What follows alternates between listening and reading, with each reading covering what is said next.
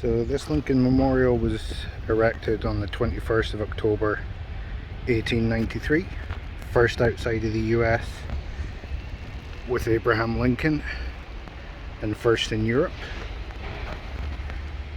It was built by 3 people in the US. Their funding helped get it over the waters here.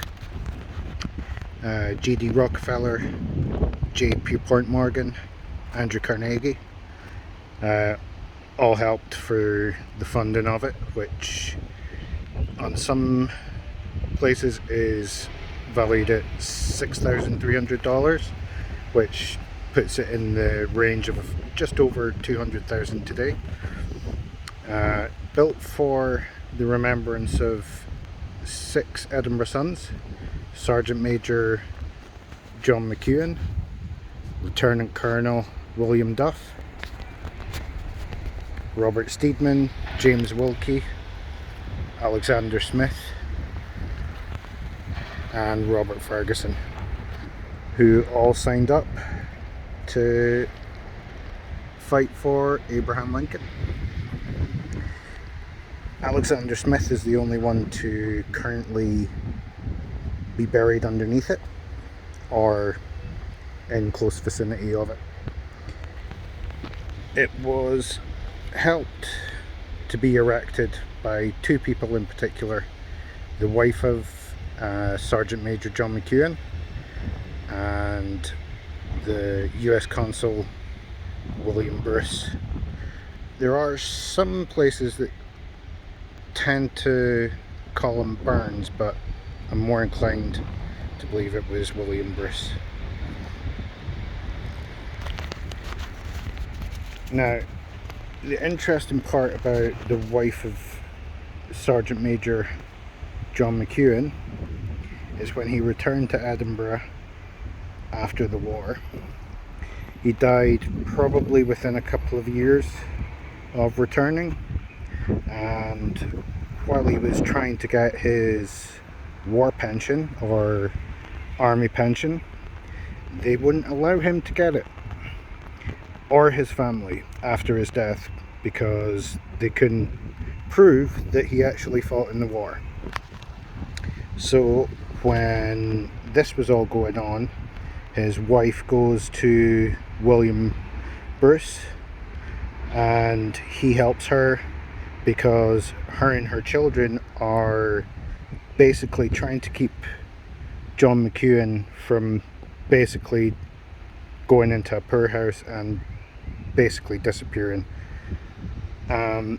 So when he finally dies, he is buried, and the Sunday after his burial, his wife and children return to pay their respects and realize that there is another burial going on in the exact same place.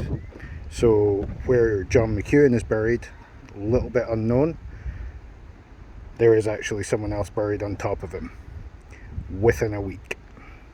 Probably because he was so poor, but shows you to go that bureaucracy, even when you fought for your country or a country, still goes on. So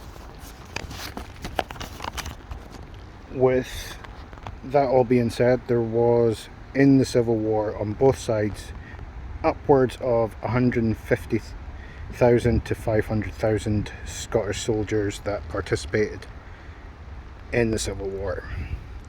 Now, a little interesting fact about this one here: David Hume, Scottish philosopher,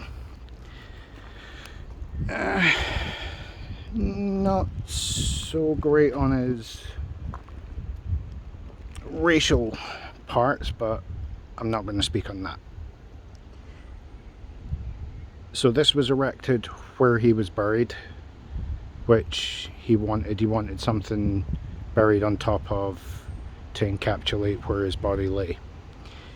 What is written above is what he actually specified he wanted. He did not want anything religious. He did not want any kind of notes about anything. But his family did not agree with him, did not agree on his views, beliefs, which are, he was very much an atheist. Now, when this was erected, or after his burial, not sure which, this had to be guarded for 8 days because people were going to, or they thought people were going to destroy where he lay because of his beliefs. Now, above was later erected for one of his, I believe it was his daughter, which she was very much Christian, so she got what she wanted, which doesn't go with what David Hume really wanted.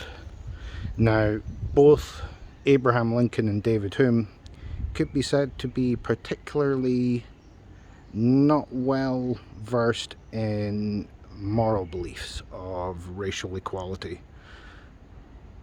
Lincoln